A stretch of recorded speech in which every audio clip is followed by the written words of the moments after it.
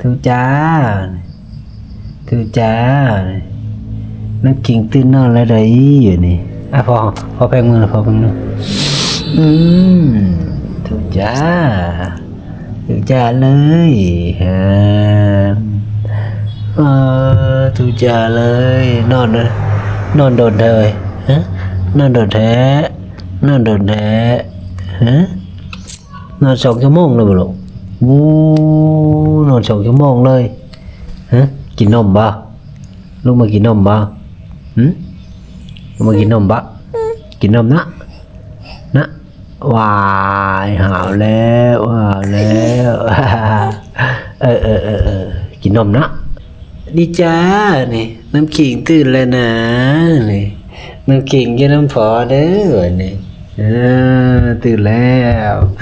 เป็นผู้สาวแล้วตื่นแล้วเป็นผู้สาวแล้วตื่นแล้วได้อยู่นี่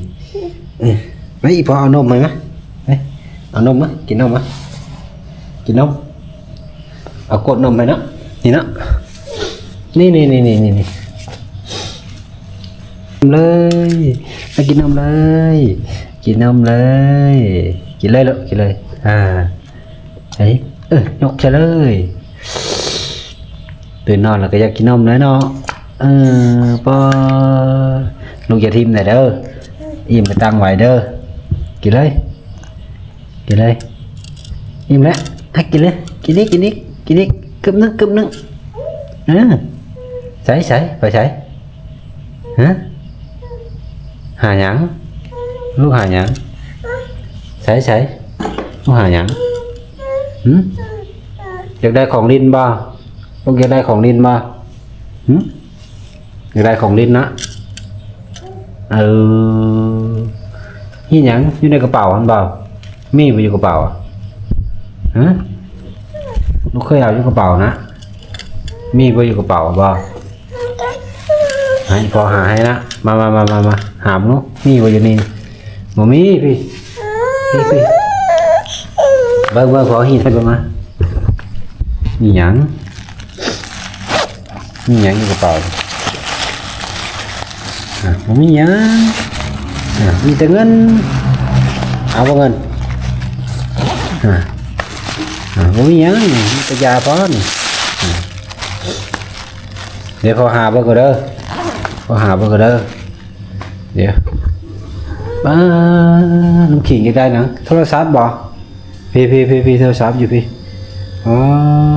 อยากได้โทรศัพท์บ่โทรศัพท์นี่เอาเดี๋ยวพอเปิดให้เบิ่งเด้อเบิ่งอย่างน้อยระยะเด้อนี่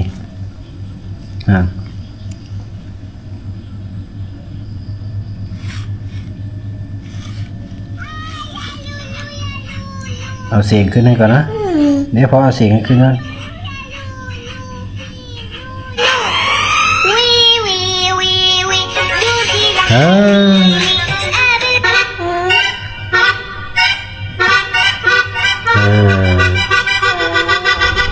ให้เปิดลิ้นโชว์ข้าวก่อนทุกคน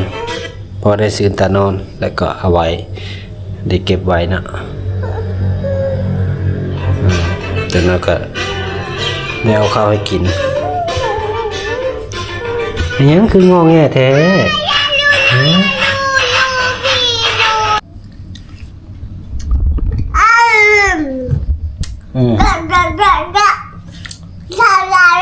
แมวบ่ให้ยังกับแมว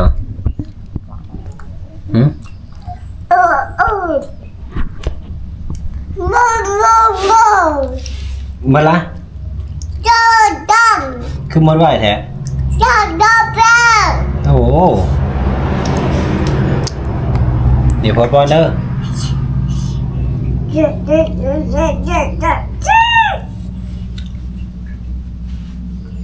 กินข้าวเหนียวกับต้มปลานิ่นได้อยู่นี่เอานี่กินเลยน้ำเลยคนเก่งอะไรน้ำขิงนี่คนเก่งอะไรได้นี่นะใครเอาอย่างมันกินเลยกินเลยแหละน้องน้ำขิงเก่งจะได้กินข้าวคนเดียวเลย กินเลยลูกแซ่บบ่โอ้แซ่บเลยอ่ะแซ่บเลยกินเลยลูกกินเลยคนเก่งได้นี่ได้ตักกินเลยโอ้ตักกินให้ปลาลงเบิ่งเลยนะเฮ้ยเฮ็ดตักเลยว้าแซ่บอีหลีนี่แซ่บอีหลีเอ้ากินเลยอันเด๋แซ่บอีหลีนี่หลังจากนั้นเอาข้าวให้น้องน้ำขิงกินแล้วก็หนึ่งข้าวท่าข้าวได้บัดนี้ได้หนึ่งข้าวเหนียว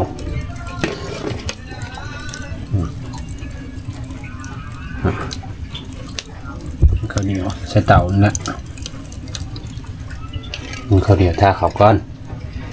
ข้าวแม่น้องน้ำขิงมาแต่ดำหน้ามาคำมามืดเลยนะ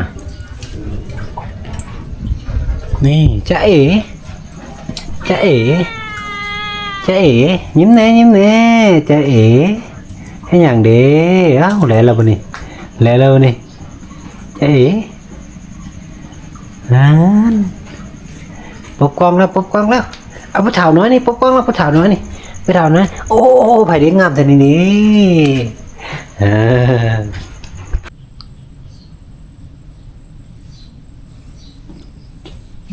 เวลาเขาเบิดชำนาญมื้อนี้นะทุกคนอันนี้ก็ค่ำแล้วเป็นเวลา 5 โมงนะทุกคนนะ